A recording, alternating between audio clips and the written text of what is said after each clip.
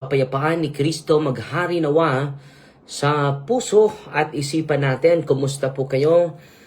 At sana po na ang presensya ni Kristo ay laging nasa puso at isipan natin. Sa live natin ngayon, i-share ko po sa inyo isang dalagita. No, 13 years old po. Ang daming demonyo. No? Totoo ba yung merong billion of demons na sasapi sa katawan ng isang tao? Ito po ay i-share ko po sa inyo. 13 years old from Sirabulyones, Bohol po itong pasyente natin ngayon. Babae po.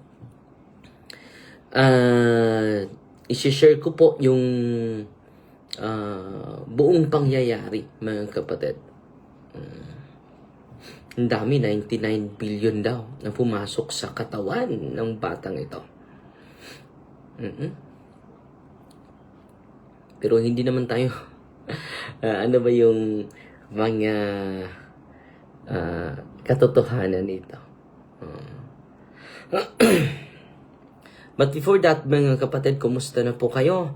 At patuloy po tayo na ialay yung buhay natin para sa Diyos, para sa bayan ng Diyos po.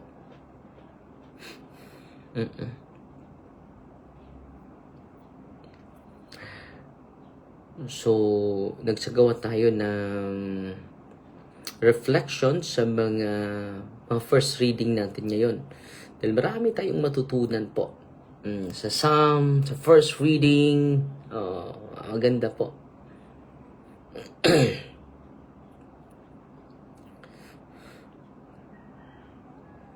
So, sabi ni sa first reading natin ngayon, na kapatid, sa first reading natin sa araw na ito, mga kapatid.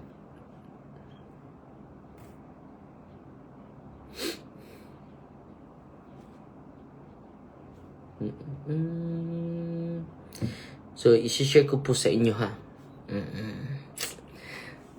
Modesto Alejandrino, magandang tanghali sa iyo, kapatid. So, ito po yung reflection.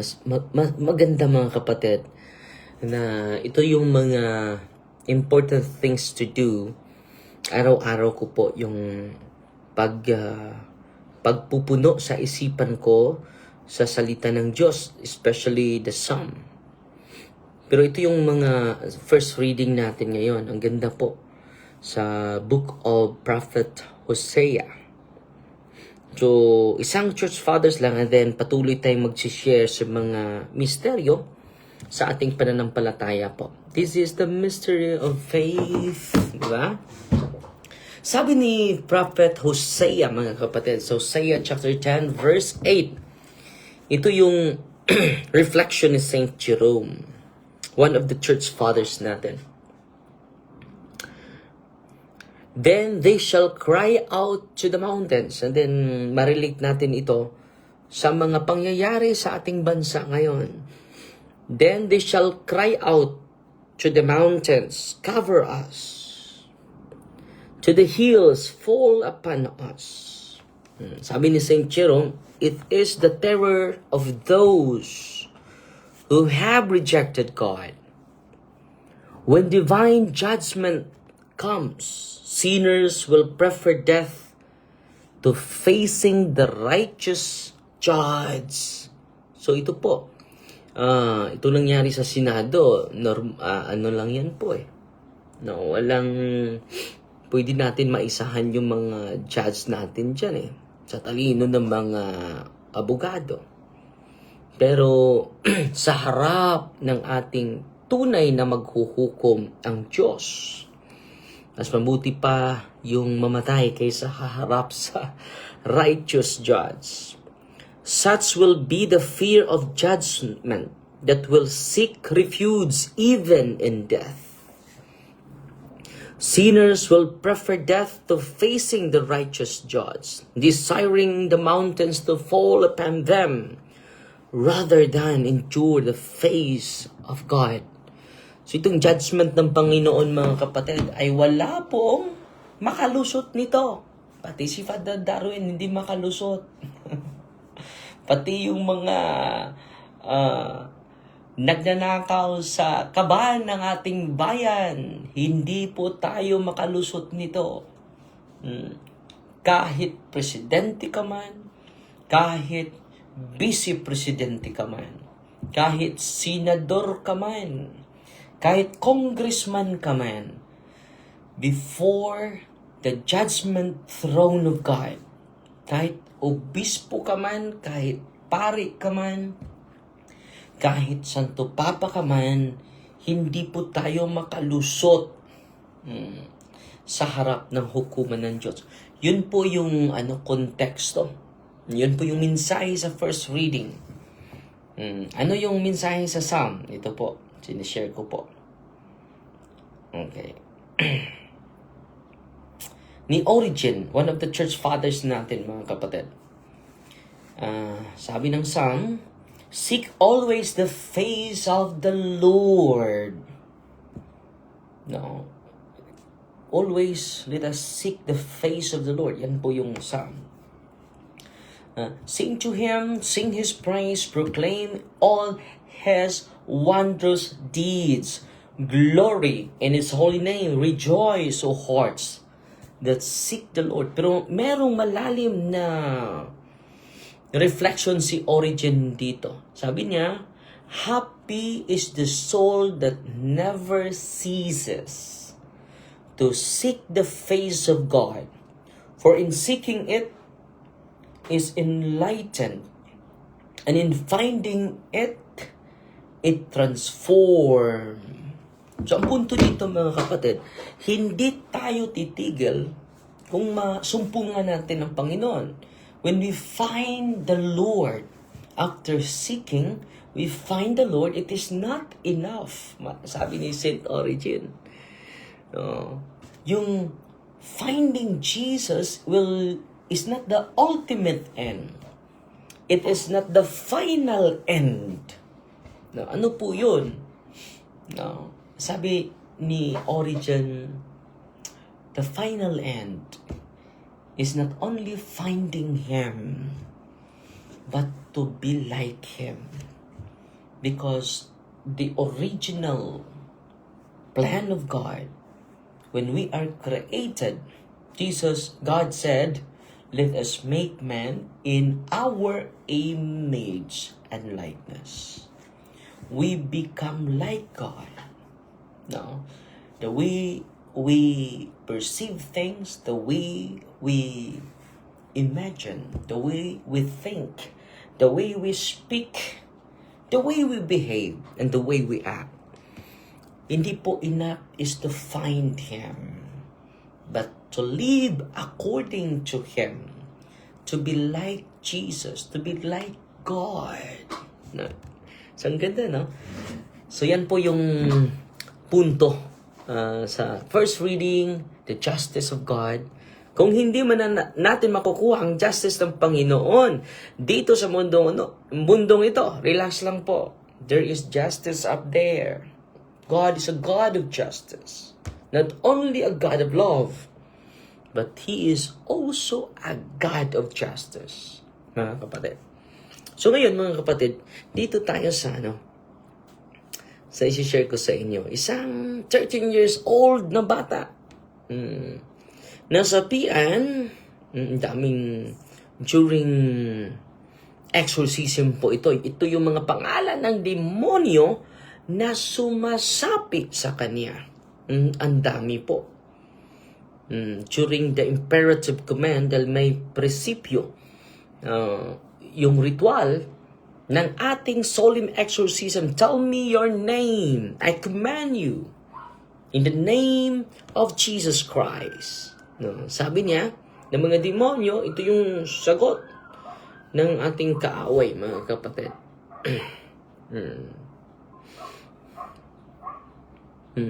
Satan, Beelzebul, biblical po ito. Baal, Azazo, Asmodeus, Lilith, Lucifer. 1, 2, 3, 4, 5, 6, 7. 7 demons. Pero meron pa siyang ni-reveal. We are 999 billion demons inside her. During po ito sa exorcism. During the solemn exorcism, the following reaction were observed. Ito po yung naobserbahan natin. A sudden heaviness throughout her body. Bigla lang doble yung bigat sa kanyang katawan. A sensation of pressure in her chest. No, parang may dahil meron siyang pero before sa deliverance, normal tong batang ito. Severe headache. Doble yung sakit sa kanyang ulo. Doble din yung bigat. Before exorcism, hindi po doble yung bigat ng kanyang katawan. Wala po siyang feeling na mabigat yung kanyang katawan. Wala din siyang sakit sa ulo. Wala. Yung pressure sa kanyang puso, wala din. So, during the prayer, she started reacting intensely. Hindi lang ordinaryo ha. Intense reaction, mga kapatid. Ito po ay nasa record natin dahil meron tayong mga case officer. Itong trabaho ng case officer ang maglista, parang stenographer ba'y tawag doon? Sa mga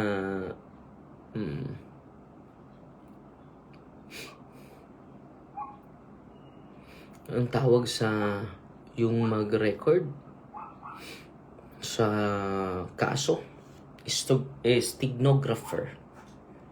Record spoken words rapidly and accurately using shorthand or stenotype machine, often in court proceedings, legislative. Meron din tayong stenographer during sa ating exorcism, at ito yung ginagawa nila. Pag-record. Ang korte may court proceedings, di ba? A legislative session, disposition, or official meetings. The role is to produce a precise verbatim record. So, yan po yung role sa mga case officer natin. Verbatim record of the manifestation of the evil spirit during the solemn exorcism. Isa yan sa mga task nila. So, during the prayer session, solemn exorcism, the following manifestation were observed. Strong reactions to the holy and exorcised sacramentals. So, doble yung kanyang reaksyon sa mga sacramentals, mga kapatid. Grabe, no? Complaints of intense heat and pain whenever sacramentals were used. So, yung pag-complain niya, grabe yung init at sakit na naranasan niya, na-experience niya during solemn exorcism po. At hindi po ito before, dahil wala po siyang karamdaman, wala siyang intense complaint sa init at sa sakit. And then ito po, during the litany of the Blessed Virgin Mary.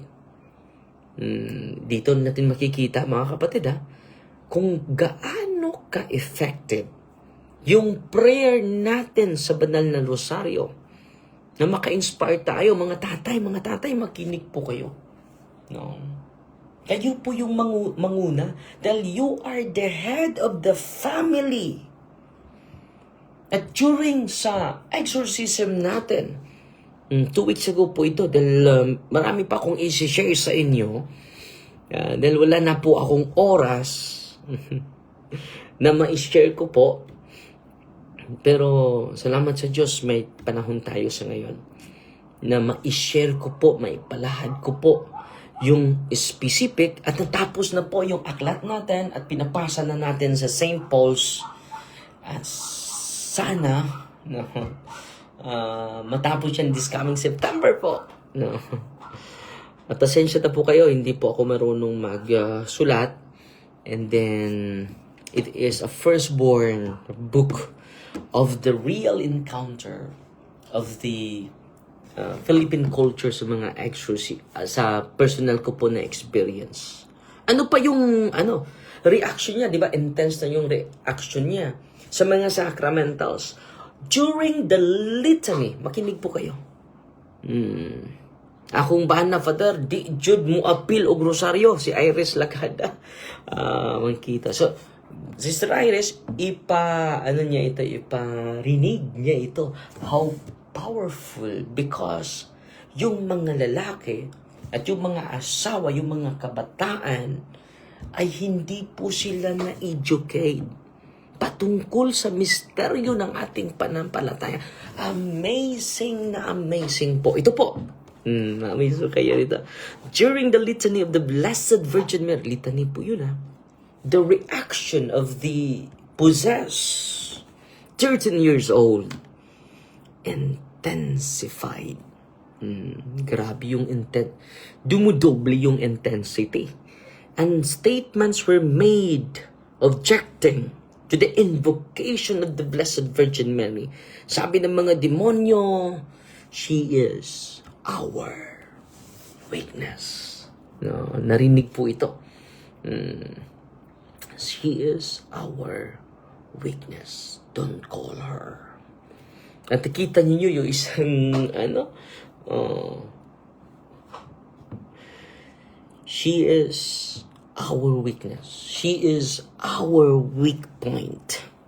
Parang Achilles heel, mga kapatid. Sa idiomatic expression po ito.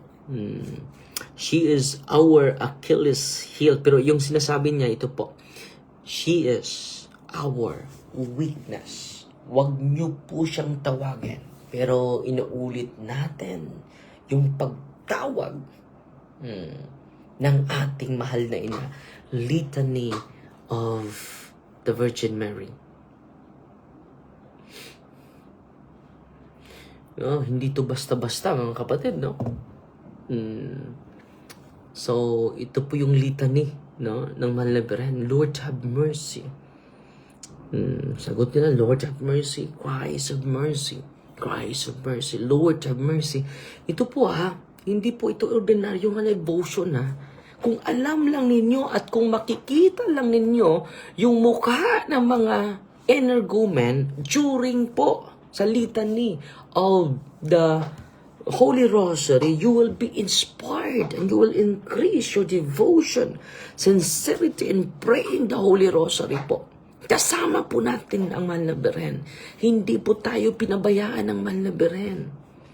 Dahil ano sabi ni Kristo po? Kung nakalimot ba kayo? Anong sabi ni Kristo? Sa banal na kasulatan, we are entrusted to His mother. Di ba po? Nandyan yan sa John chapter 19. John, babasahin natin. Para ma-recall natin yung salita mismo ni Kristo. Biblical po ito. Anong sabi ni Kristo sa kanyang nanay? Ito po. When Jesus saw His mother and the disciple there, whom He loved, He said to His mother, Woman, behold your son. Nandito yung anak mo. Hindi naman niya anak yun, biological. Disciple po yun ni Kristo. So sa lahat ng mga disciples of Jesus, follower of Jesus, mga kapatid, behold, woman, here is your children. We are the children of Mama Mary. Then He said to the disciple, behold, son, here is your mother. Wow! And from that hour, the disciple took her into his home Doon na po na nirahan si Mama Mary. So ano pa? Ito po. Grabe po ito. Itong litany of Mama Mary. Ang sakit ng ulo ng demonyo. Hindi po siya nasuntok. Kundi completely tortured. Kaya nga yung pain, yung heat, is not only intense, but intensified. Mabuhay po ang ating Panginoong Jesucristo. Mabuhay po ang ating mahal na Birhen Maria. Pasalamat lang ako sa nag-iisa na General Star Seeders natin. Danny Simporius po. Maraming salamat po. At Ate Idna, kumusta? Ate Idna Pelisa, Agnes Dagkuta. Hello Father, good day. Have a nice day and take care. Salamat po. At yun lang po muna ha, yung quick live natin. At sana po meron kayong natutunan sa mga araw na ito. 13 years old, nasa pian ng 7 demonyo. At mga high rank pa. At during exorcism pala, hindi ko natapos ito. Ang dami kong sinasabi. No? Sabi dito ng demonyo, we are 99 billion. Totoo ba yun? Ito po. The demon can lie. So, Jose, isa sa mga season exorcist natin. Jose Antonio Fortea, the demon can lie, exaggerate, remain silent, and answer ambiguously. For the season exorcist, explained that the purpose of questioning during an exorcism is pastoral and discernment-oriented, not to obtain reliable information from demons. So it is a discernment orientation po. Yung imperative command ng mga exorcists during exorcism. Maraming salamat po ha. Exaggerated lang po yun. Elvira Balungkit, Onji. Nagpadala ng 100 stars. Salamat po. Rafael Tubog Jr. Salamat kapatid. Patuloy po. Si Candido Amantini, sabi niya, never enter into dialogue with the devil beyond what is required by the right. So, kailangan yung imperative command mo, una, tell me your name, no? Tell me your entry points. Tell me your reason why you remain. When will be your departure. So this instruction is preserved through the testimony of his disciple, Father Amorth, Gabriel Amorth.